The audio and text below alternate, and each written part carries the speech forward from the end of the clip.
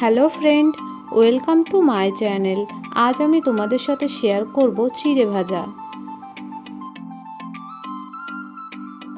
তার জন্য প্রথমে আমি এখানে নিয়েছি একটি কড়াইয়ে আমি দেব পরিমাণ মতো তেল। তেলটা গরম হয়ে আসলে তারপর আমি এর মধ্যে দিয়ে দেবো পেঁয়াজ ও লঙ্কা কুচি।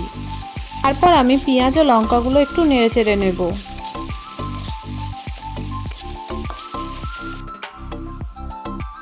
এরপর আমি এর মধ্যে দেব পরিমাণ মতো লবণ।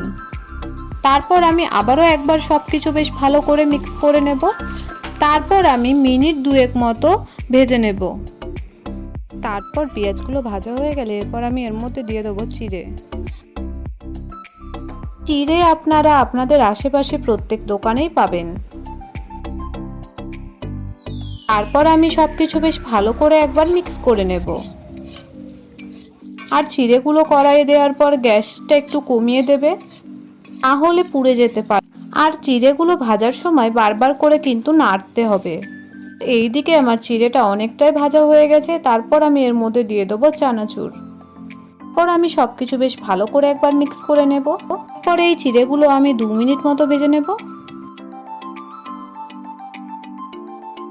আমার আজকের চিড়ে ভাজা তৈরি হয়ে গেছে। তারপর আমি একটি পাত্রে তুলে নেব। এই চিড়ে ভাজা আপনারা সকালের ব্রেকফাস্টে আর সন্ধেবেলা চায়ের সাথেও খেতে পারেন। আজকের এই রেসিপি আমি আপনাদের সামনে খুবই সহজ ও সিম্পলভাবে তুলে ধরলাম। আর আপনাদের যদি আমার এই ভিডিও ভালো লাগে তাহলে লাইক, কমেন্ট, শেয়ার, সাবস্ক্রাইব করবেন।